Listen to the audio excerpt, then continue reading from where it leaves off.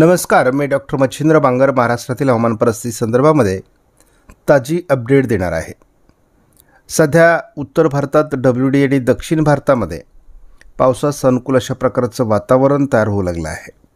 श्रीलंकेच्या आजूबाजूने कमी दाबास पोषक वातावरण तयार होते, तर उत्तर भारतात तीव्र अशा प्रकारचं WD येणार आहे। सध्या संपूर्ण देशावर आपण नजर टाकली तरी फारसं पावसाळी वातावरण कुठेही नाही, परंतु महाराष्ट्रामध्ये आपल्याला बऱ्याच ठिकाणी विरळ अशा प्रकारची ढगाळ परिस्थिती दिसते आहे आणि हे स्थानिक वातावरण आहे। हे वातावरण आज दिवसभरामध्ये काही ठिकाणी पावसाची परिस्थिती निर्माण करू शकतो, स्थानिक स्वरूपात अतिशय कमी प्रमाणामध्ये, परंतु याच्यातून फार मोठा पाऊस, खूप मोठी गारपीट असे होणार नाही।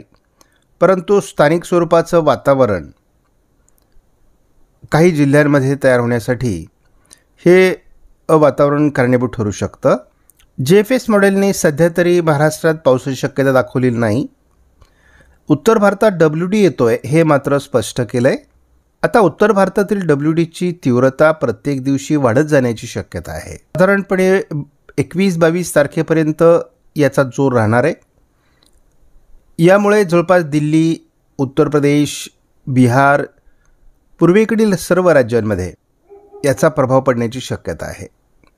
या वर्षामध्ये जानेवारी-फेब्रुवारीमध्ये फारसे WD तयार झाले नाहीत, मात्र आत्ता येणारा WD हा उत्तर भारतातील आणि पूर्व भारतातील अनेक राज्यांमध्ये मुसळधार पाऊस देण्याची शक्यता आहे। आपण बघतो की हा WDचा प्रभाव संपतो तोच बंगालच्या उपसागराच्या किनारपट्टी भागातून म्हणजेच विशाखापट्टणमच्या बाजूने पावसास अनुकूल अशा प्रकारचे ढग निर्माण होणार आहेत आणि याचा परिणाम महाराष्ट्रात पुन्हा विदर्भात होणार आहे। त्यामुळे विदर्भात पुन्हा गारपीट होण्याची शक्यता साधारणपणे 25 तारखेनंतर वातावरण तयार होईल। त्यामुळे महाराष्ट्र, मध्य प्रदेश, छत्तीसगड या ठिकाणी पुन्हा गारपीट होणार आहे। त्यामुळे साधारण 25 तारखेनंतर हे वातावरण सुरू होईल।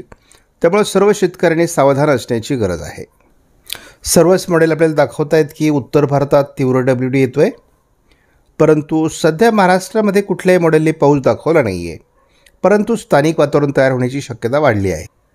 आपण यापूर्वी सांगितलेलं आहे की 19 तारखेपासून साधारणपणे हे स्थानिक वातावरणाचा प्रभाव अधिक वाढण्याची शक्यता आहे। महाराष्ट्रात त्यामुळे खूप मोठा पाऊस किंवा खूप पावसाळी वातावरण तयार होणार नाही, परंतु स्थानिक वातावरण एखाद दुसऱ्या ठिकाणी तयार होण्याची शक्यता राहणार आहे। ECMW मॉडेलने देखील उत्तर पूर्व भारतामध्ये 18 ते 22 असा तीव्र WD येत असल्याचा अंदाज दिला आहे। ECMW मॉडेलने देखील वातावरणात बदल साधारणपणे 25 तारखेला दाखवला आहे। विदर्भाच्या दक्षिणी भागात पुन्हा गारपिटीचे संकेत दिले आहेत।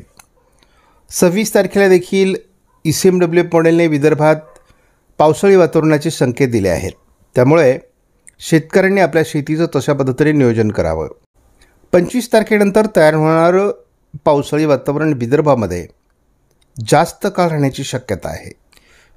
भारतामध्ये आणि खास करून महाराष्ट्रात अवकाळी पावसाची शक्यता ही मार्चच्या सुरुवातीपासून असणार आहे।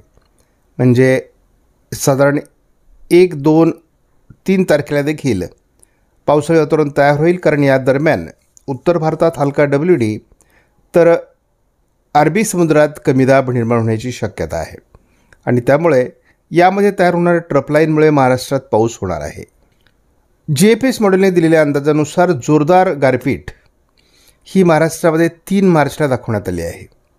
त्यामुळे आपणा सर्वांस विनंती आहे की आपल्या शेतीचं आणि काढणीस आलेल्या पिकाचं नियोजन आपल्याला अतिशय सावधपणे करणं आवश्यक आहे। हा दूरवरचा अंदाज आहे, या अंदाजामध्ये बदल होईल, परंतु फार बदल होत नाही। त्यामुळे आपल्याला विनंती असेल की आपल्याला त्या दृष्टीने आत्तापासूनच नियोजनाला लागलं पाहिजे। आपण प्रत्येक अंदाजामध्ये द्राक्ष बागायतदारांना सावध केलेलं आहे।